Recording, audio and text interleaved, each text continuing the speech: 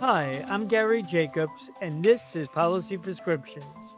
Today we're discussing how value based care moves from an idea to reality. Policy Prescriptions is powered by Healthsperien, a health policy consulting firm that helps organizations navigate Washington with data driven insights and strategic guidance. In my book, The Zen Lobbyist, I offer a mindful approach to transforming healthcare in this country. On this show, we cut through the noise to examine what truly drives health policy, focusing on the underlying forces and strategies.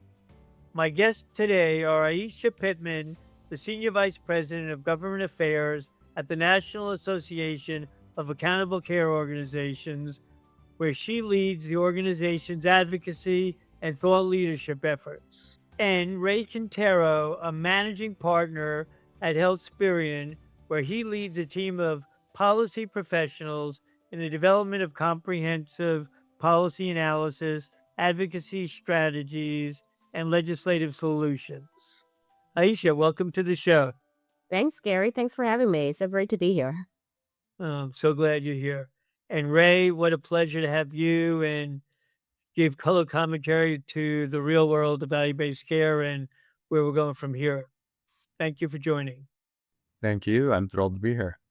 So, why don't we begin the conversation by trying to explain to those listening what we mean when we refer to the notion of value based care and a practical approach to how you implement value based care in the country today through accountable care organizations. Aisha, in your role as head of federal policy at the National Association of Accountable Care Organizations, who I've worked with you for years at. What a pleasure to have you. Can you kind of give context to the beginning of the conversation where we go from here? Yeah, I think, when people hear value-based care and they think, what is exactly that does that mean? I always say it's really about strengthening the patient and provider relationship to achieve better health outcomes and avoid negative outcomes. And so, while that also sounds very laudable, what does that mean in practice? It's really about rethinking how we pay for care and shifting resources on where we spend dollars. So when providers are held accountable for the costs, they think about ensuring that patients are getting the right care at the right time in the right setting. And that shifts where we pay for costs. So if we think about sort of the alternative of fee for service, that is where providers are, it's patients come in for a visit and they feel like they might not always have the tools and the time to help patients navigate across the whole broader healthcare continuum.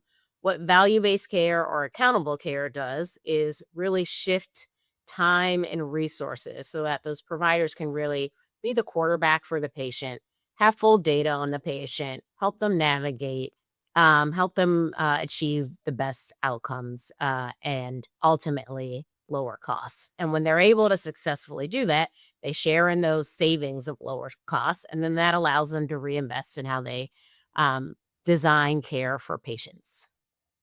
So, in the context of your work and the context of what you just described, you have members and you're an employee of a trade association, correct? I Correct. think a lot of people really don't understand how the relationship of trades work in Washington at times. So knowing that in our first podcast we talked about the democratization of lobbying and where lobbying can go to a broader population out there by providing real time data and information to people doing the hard work. Can you give a little perspective on your members and what they're trying to do to change the system? And then Ray, as having clients that are members of Aisha's trade association, how that fits together. So NACOs, we say we represent providers of value-based care. That's a broad set of folks. So it is health systems, individual small practices, it is large multi-specialty practices, but it's all of the providers who are really thinking about how do we shift costs and better care for patients. And so I just always say I represent the folks who are all across the country doing the hard work of implementing this, and my job is to think about how we can make their lives easier.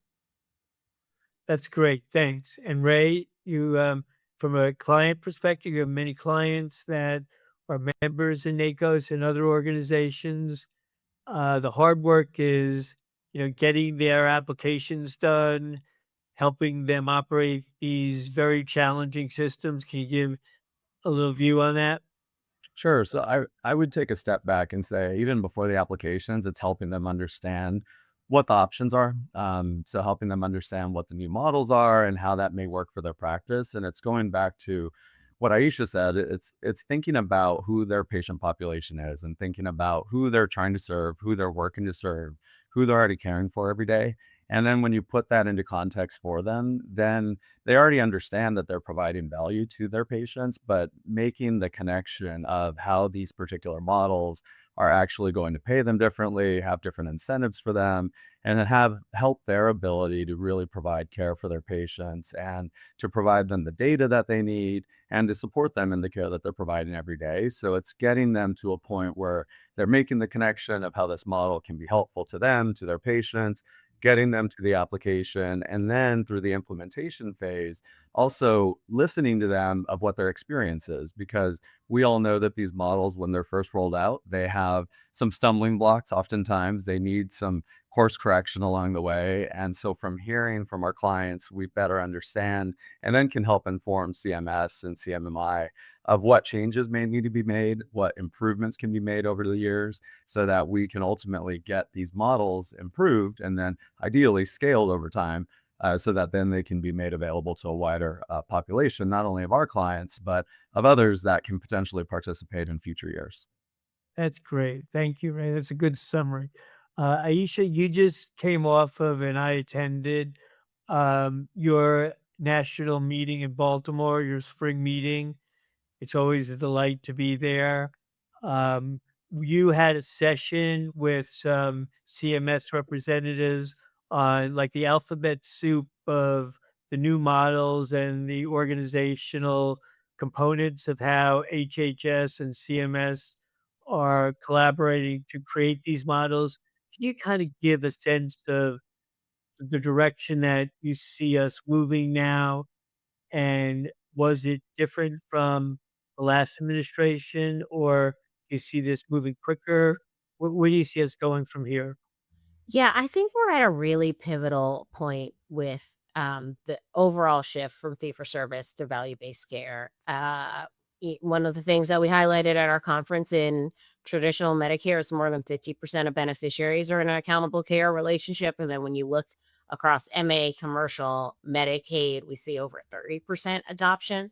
So the movement is here. It's no longer something that is so forward looking. It's here, it's now. I think from our conference, what I really took away with a lot of our CMS partners is that it's not just the ACO program that we're focused on now. It's really thinking about how you put and insert value into all of the things that our CMS is doing. So we've always had really great, amazing relationships with our CMS partners that are designing the specific ACO models and other value-based care models. But this time we also had representation from Center for Program Integrity.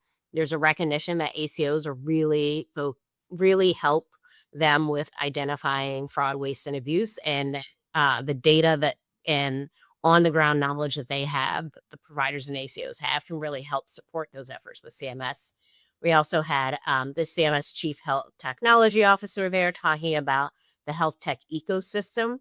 And a lot of those aspects of the health tech ecosystem is how do you get better data to patients and to providers for the overall goal of improving outcomes and lowering costs, which is what value-based care is. So I think what I really took away from the energy of our conference last week is we're at this point where it's not just ACOs is this program that everyone likes and is kind of good, but it's value-based care across all aspects of healthcare. The other thing that I noticed, Aisha, is that even in the sessions, in the breakout sessions, there were CMS people. Some of them had worked for me in the past, some of them have worked for you in the past, and they're leading a lot of this transition now. So, one of the most wonderful things that I love about the work we all do is we get to mentor people and watch them evolve and grow. And now some of those people are leading these various program initiatives at CMMI and CMS, and it's just so wonderful and heartfelt to see that happening. And Ray, I know you see that a lot. You've employed a lot of people that have gone back and forth to CMS and CMMI. We absolutely, we often joke that we're a feeding ground to CMS and CMMI, which is a good thing. We like to be able to say that, but yeah, I mean, it actually is. It's great because we get the opportunity not only to have them while they're here with us, work with them, and they get to know our clients, the issues that we're focused on, the populations that we particularly care about here at the firm, but also then when they're over at CMS and CMMI, I mean, we see them, working through these models and building these, new innovative approaches to care that really reflect a lot of what they were doing here, but it's taking them and sometimes a little bit of a different direction, adding different spins on them. And it's fun to watch. I totally agree.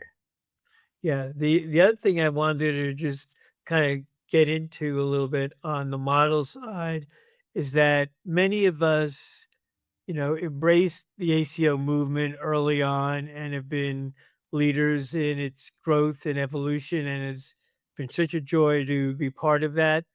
Now we're to transition through the models at CMMI, where a lot of us were in what was called ACO Reach, and now we're moving to ACO Lead. Um, can you kind of give a perspective from an industry standpoint, Aisha, of what that looks like from Reach to Lead and how are your members reacting to the new model and what are the good and the bad and the ugly of it? Yeah, I would say overall, there's so much excitement about LEAD, and I think it addresses long-term challenges that we've seen with ACOs. So just the biggest piece around sustainability. Um, for folks who don't know, when you're successful at an ACO and then you redo your contract, you are penalized for that success, and your overall budget to manage patients is reduced because of your prior success. And LEAD is tackling that head on in a number of ways. It's also thinking about the fact that ACOs have not always historically brought in more of the complex Medicare beneficiaries and reach tested an approach for bringing in high needs, complex patients. And now it's done in a much more expansive and integrative way in LEAD. Um, and then the innovation center models have always just been a little bit more innovative than MSSP, the permanent ACO program. So, tools that let you really redesign care and fully move away from fee for service. So, we're excited about a number of varying capitation options. That's important because it's an issue of cash flow. And uh, Capitation has been proven to be a really successful approach to get away from managing to the CPT code book, but allowing providers to just care for their panel of patients the way they see fit. Then on top of that, they're really thinking about how do we bring specialists into the model? ACOs are a primary care driven model, and that is important and never going to change about it. It's primary cares are the quarterbacks for patients. But how do you integrate and bring other providers along the continuum into the ACO? And LEAD is really thoughtfully thinking about that with the CARA CMS administered risk arrangements that will allow ACOs to think of ways to incent specialists for participation in accountable care. So we're excited about all of these aspects of LEAD, which really signal a sort of next iteration, next generation of accountable care. What I loved at your conference again was the integration of the CMMI people that are making the decisions on what the model looks like and the people in the field who are, debating, should we do it? Should we not do it? What's the risk? And then they go to a group like Healthsperien and say, okay, help me navigate through this. So, Ray, give a perspective on what that means. And I think one that comes to mind that you and I worked on together was like the American Academy of Home Care Medicine, and they were advocating to be involved so much as taking care of the sickest of the sick, or the most chronic people that stay at home, and doctors come and do house calls, and nurse practitioners come and provide care. You were central to the advocacy of getting them a better place in the lexicon of ACO options. Maybe you can give a little story on that. Yeah, so a lot of these models, I mean, they reflect an evolution of other models as well. So the point you're mentioning, Gary, I mean, independence at home was one of the first models that was tested, and it went on for many years. It kept getting extended, and saw some great successes, but that was focused on those providers that were able to go into the home. And what we see in ACO Reach, but especially now Lead, it took a lot of the lessons from independence at home, but also it took some time to be able to figure out how this model could work for providers that are going into the home, because there are some restrictions to what providers are able to do in the home. So working with CMS to better understand what needs to be adjusted to be able to reflect those providers that are providing care in the home, that looks a little bit different than office-based practices, and making sure that the model takes those into account is it takes a lot of work and a lot of conversations that are happening, because even if you're looking at the same population of patients,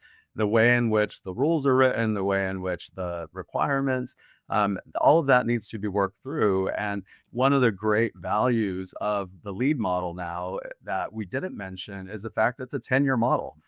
Because of the fact it's a 10-year model, which is also one of the great attributes to it, is that will also allow greater time to be able to make these types of adjustments, so that over that 10-year period, we can see those improvements that need to be made, because we're not going to be looking at a really narrow window for us to prove success before the model either goes away or has to be up for determination as to whether or not it can be reevaluated to be able to continue.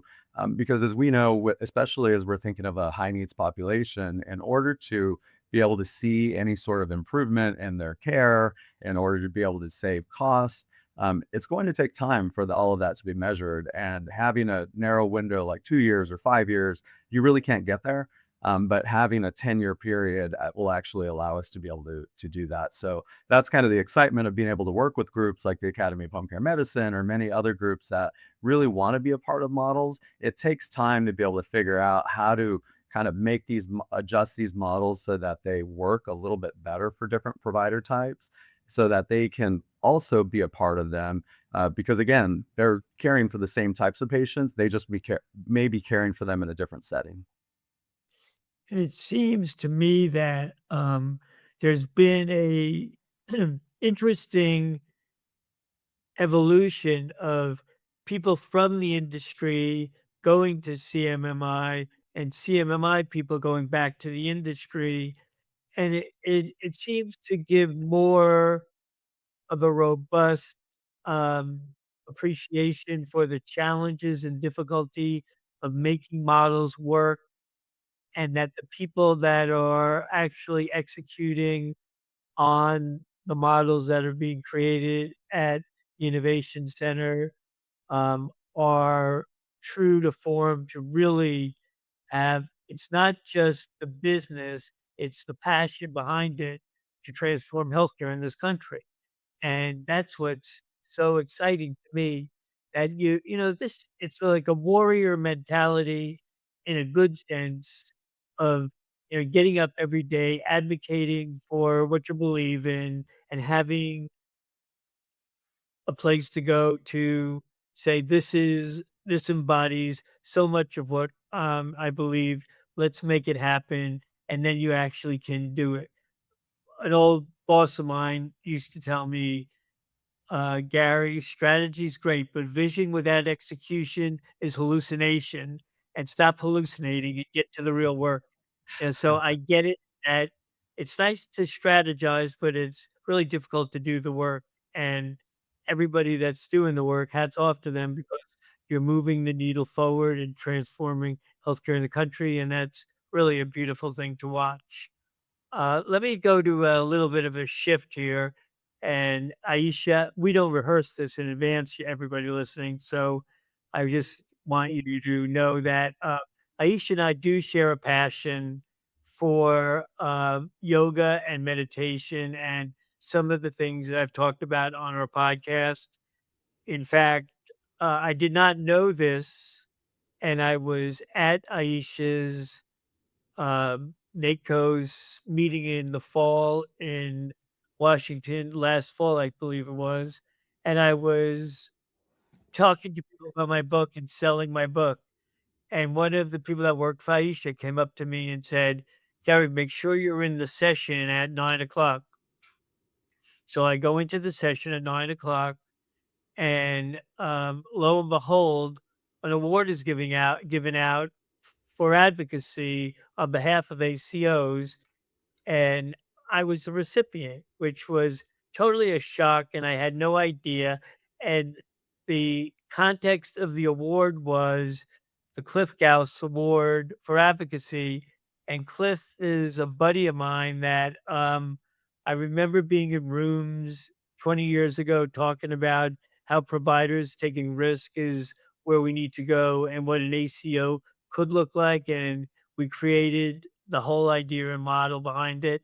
So it was such a wonderful moment. But what was after that presentation was done, Aisha then led the group, and there must have been almost 1,000 people in the room in a subtle little yoga practice with a little meditation at the end. And I just wanted to jump into your heart and tell you how much I appreciated and love that you were ready to come out with that, because I know that I've done that a lot in my career, and people really don't remember the details of what you ever talk about.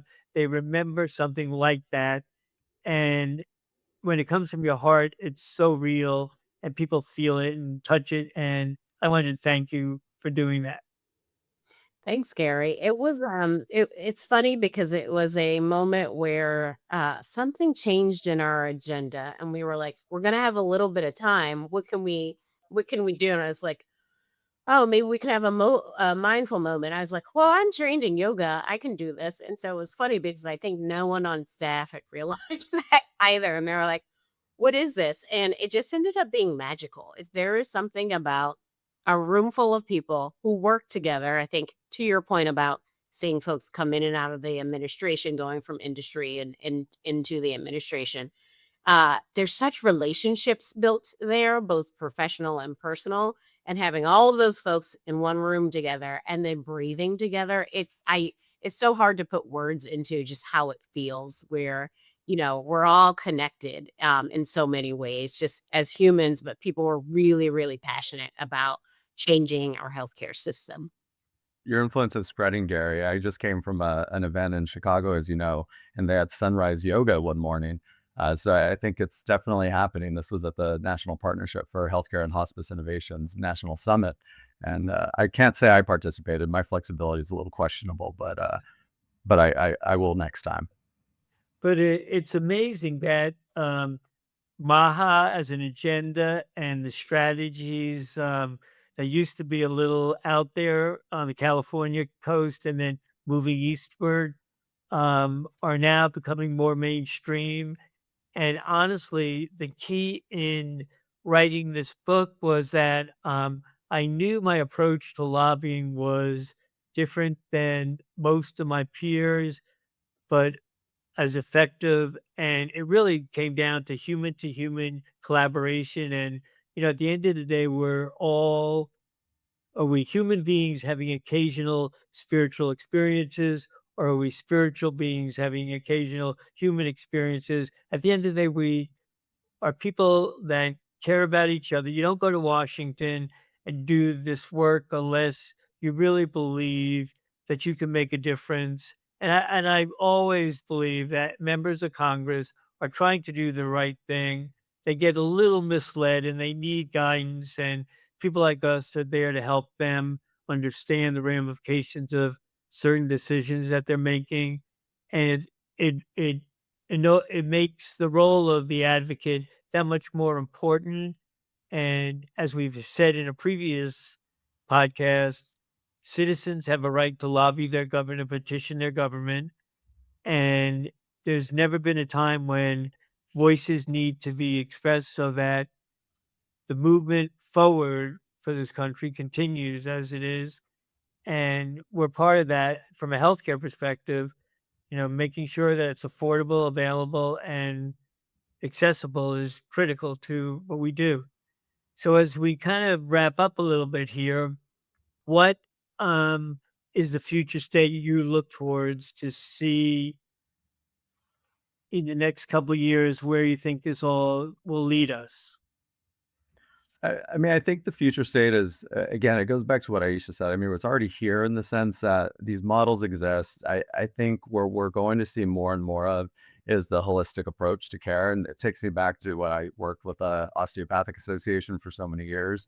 That's their approach to care, but not only looking at medical, but also looking at the non-medical care. So as we think about incorporating more of nutrition, physical activity, all of those components. But, the other piece is that we'll have a little bit more of a balancing of, where the incentives are, how providers are getting paid, the entry points, kind of the runways that providers have, so that it's not as daunting for providers to enter value-based care, and that it feels more normalized, and that it's not a consistent, oh, here's a new model I have to evaluate, here's another model, which is better for me, that it seems much more calm, and that it's not a consistent change. And we're starting to see that, especially as we talked about with LEAD.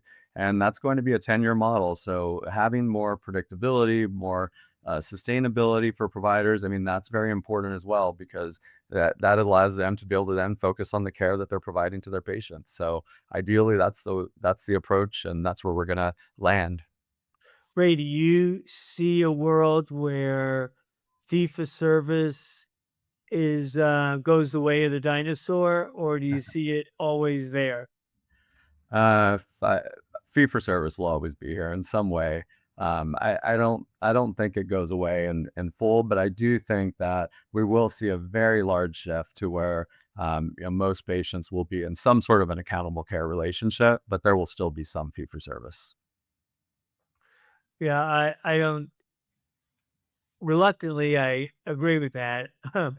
But I've been watching it as a consumer of healthcare of late, and doing, just going through a lot of preventive work. I know that I've taken it upon myself to call my PCP and say, we need to have a conversation because I visited this doctor, that doctor, and this doctor. And I don't know if you're in the loop, but I need some guidance from you in that loop. So I become a pretty proactive patient, and I have a concierge primary care doctor because in Northern Virginia, it's impossible to find a good primary care doctor without it being a concierge practice. And we collaborate more than ever before. And it's just become a beautiful relationship. But I've had to work it as much as she's had to work it to make it work for us. Right. Well, and that's the thing that we didn't touch on, is that from the patient's perspective, I mean, even being so educated on healthcare, being engaged in healthcare, having done it for so many years, it's still difficult to navigate for a patient like yourself, like myself. And so when we think about patients that may not have the time or may not have as much information, it should be easy for them as well. So having their providers in an ACO or have them be more coordinated, that makes it easier for them also, because the patient shouldn't be having to do the hard work. It should be made easier for them as well as for the provider. So getting to that state, that's actually where we want to end up as well. So, Aisha, what do you think about future state going forward? What does this look like 5 years, 10 years from now in a perfect world for you?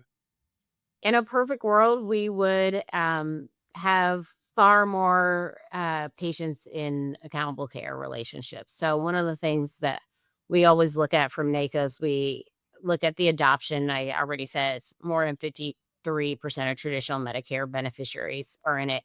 I think if we're really successful in 5 years, we're at like 80% or higher. So really closing that gap of the remaining traditional Medicare beneficiaries. And to get there, it's sort of um, putting more effort into these programs, making sure the incentives are right, supporting practices and providers with the ones that have been on the sidelines the whole time, getting in and being able to do these types of arrangements. So one of the questions, since you raised that, Aisha, there's a difference between the role of CMMI and CMS in putting out models and then providers responding. And then there's legislation, right? So can you give the audience a little perspective of here's the model world, and then sometimes we want to move a model away from CMMI into legislation, and what does that look like? How does that get done? Yeah. So when I talk about MSSP being the only permanent program, it's the only one in statute. And so from the Innovation Center, we've tested several different iterations of ACOs, and none of them have quite met the criteria to be able to be expanded. I'm hopeful that LEAD gets us there, but also we don't always have to wait for it to meet CMMI's charge of being able to be expanded.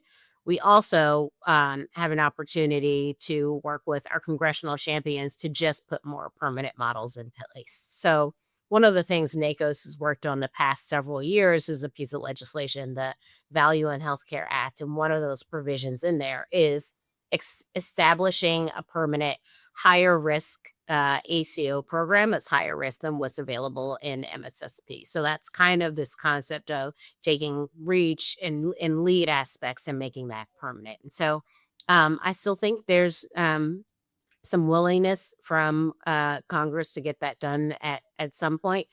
I think the other thing that Congress really has supported with is the incentives for providers to join. So the MACRA back in 2015 created a APM advanced APM bonus or incentive for providers who were in them.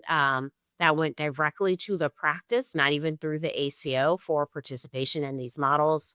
We're in the last year of it, but then the other piece of MACRA is for clinicians that are in risk bearing APMs, they receive higher payment. And so this is that first year where clinicians have a differential payment of being in value or not.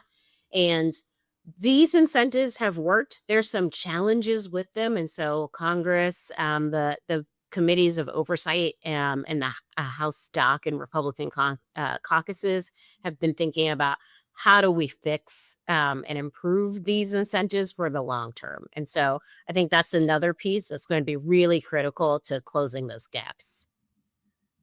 Do you think that this Congress makes any progress in that direction, or it's just so overwhelmed with the drama of the day, if you will?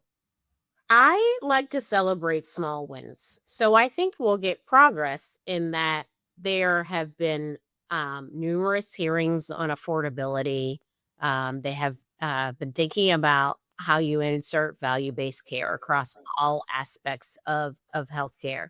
So even if we don't get legislation passed or even introduced, I think we're having the right conversations and the building blocks are in place. So if we think about MACRA, it took many years for that to get passed. Part of the impetus behind it was getting out of this cycle of the every year dealing with the SGR. It took, probably a full decade to get that done. So um I'm not overly optimistic in that it can happen so quickly, but I am optimistic in that the right discussions, conversations, hearings, and committed um, congressional champions and their staffers are in place to continue the good work and really think about what's the most thoughtful policy.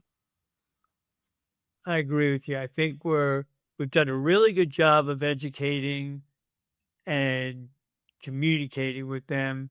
And now it's the hard work of taking the building blocks and putting it into statute. And I don't even think it's so bipartisan. It's nonpartisan. It's very bipartisan because we know we have champions on both the Democratic side and the Republican side. It's just creating an environment to finally get it done, right? I mean, that's kind of where I see us. Well, my PTSD was kicking in when Aisha said the word SGR, so that Yeah. happened. But my perspective is I agree. I think the building blocks are in place, and I love Congress focusing on the incentives. I know also from the experience with Independence at Home, which was also in statute by Congress, is that there are some potential challenges when Congress puts a model in statute, because many of the changes then have to go through Congress in order to change the model, depending on how it's written. So we have to be very careful with that. And so sometimes having the flexibilities of having the model fully sit at CMMI, from our experience, has been a little bit more valuable. But yeah, there are definite ways that we can approach it. It's a constant sort of tug and pull of maximum flexibility, which is what CMMI has, versus something that is permanent and stable. Sometimes there is a benefit that it takes a little bit more effort to go through rulemaking to change something, because then it means that um, if you don't like the changes, there's more opportunity to slow them down. So I think Right. that's the uh, that tug and pull. Last question I want to raise is um, money in the legislative process. You in Washington, we're hearing more money has been spent in the last 2 quarters on lobbying efforts, and healthcare has been the dominant place where the money's been spent. I ran a PAC for several years, and I know the arduous process of being compliant and managing the dollars and going to your employees and seeking funds to get that done. Where do you see money in the decision making process versus good old, you know, walking around the hill and doing good by doing the right thing with the right people and bringing them to Capitol Hill to educate?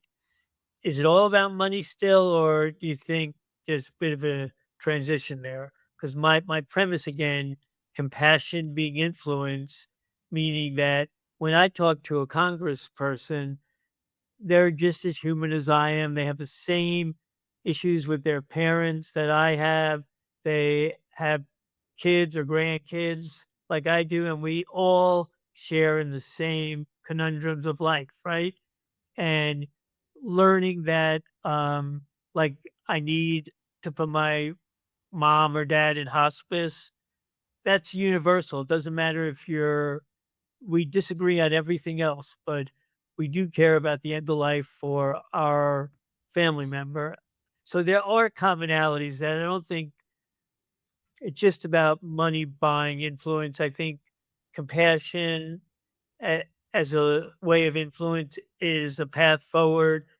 And for trade associations who don't have large PACs historically, how do you do that? How do you get through that? Yeah, I will say, from an ACOS perspective, until this year, we have never done any. We've have struggled to have a PAC, and didn't have funds to actually do any political donations. So we are just now stepping into that.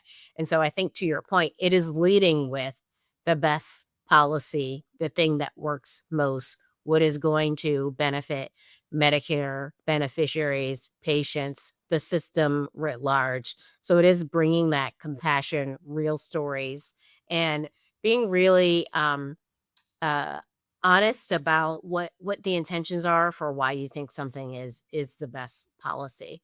On the flip side, I will say, I don't necessarily think putting money towards things related to healthcare is always bad. I know some of those things, tracking what lobbying dollars are, not just donations. It also tracks association staff time dedicated to going onto the Hill and educating folks. And these are really complex policies. So it takes many, many conversations. I have now been with NACOs for 4 years, and I did work in the accountable care space before that. We used to be on going into an office and just saying, "Have you ever heard of an ACO?" And so we've done a lot of the work now where we don't have to answer that question. But now our questions are, well, let me talk to you and explain benchmarking, which is really complex, and why we're asking for this particular change. So some of that piece about increase in spending is because healthcare is complex. And so you need an army to be able to go out there and talk about the really complex policies and what are practical solutions. And what I find is that they they look to somebody they can trust, who is authentic and who is genuine and can just pick up the phone and go, "Hey, Gary. Hey, Ray. Hey, Aisha. What do you think about this benchmark provision in this proposed bill that Johnny is offering?" They don't really know because it's a lot to put on them, right? I mean, if you're chairman of Energy and Commerce in the House of Representatives, like Brett Guthrie, a great human being. I really have enjoyed getting to know him over the years. West Point graduate, somebody that I don't have in my circle of friends, people like that so often. So it's always so refreshing and rewarding for me to get to know guys like that. But him actually saying at one point to me, "Gary, these are such complex issues. Can you kind of put away your advocacy hat for the particular issue and just talk to me about how this would work in the real world?" I mean, that's what people really need to know, regardless of party, regardless of anything else. That's what I think. Yeah, I mean, so there's no doubt that, I mean, money can help open doors, but if you don't have the policy backing, if you don't have a story to tell, if you don't have data, but also it's about that personal connection. I mean, finding that connection and making that relationship or building that relationship, that's what allows you to come back in. That's what allows you to do exactly what you just described, Gary. To be able to, then be a trusted source, and that's what really matters. If you have to write a check every time to get in the door, I mean, that's not what's going to be helpful, and it's really about having that long-term relationship to where you're a trusted partner, and that's what needs to be built, and that's where you're successful. So you don't need a big pack in order to be able to do that. I really do believe that now. I used to not, but now that I've gotten to know people at the levels that I've gotten to know them in deeper relationships, we're all oneness is the common thread that links us all together. And we can talk about that for hours. But in any event, I want to thank you both so much for participating in our podcast today. I think it was a great conversation. So much more to go in the work we're doing. But thank you for being part of our work today. And I appreciate it so much. Thank you. Thanks. And that's it for this episode of Policy Prescriptions. Join us next time as we explore practical ways to make the shift toward open, effective policy engagement. If you want to connect with me, go to GaryMJacobs.com. To learn more about Ray, go to Healthsperien.com. And to learn more about Aisha and NACOs, go to NACOs.com. Thank you all, and namaste, my friends.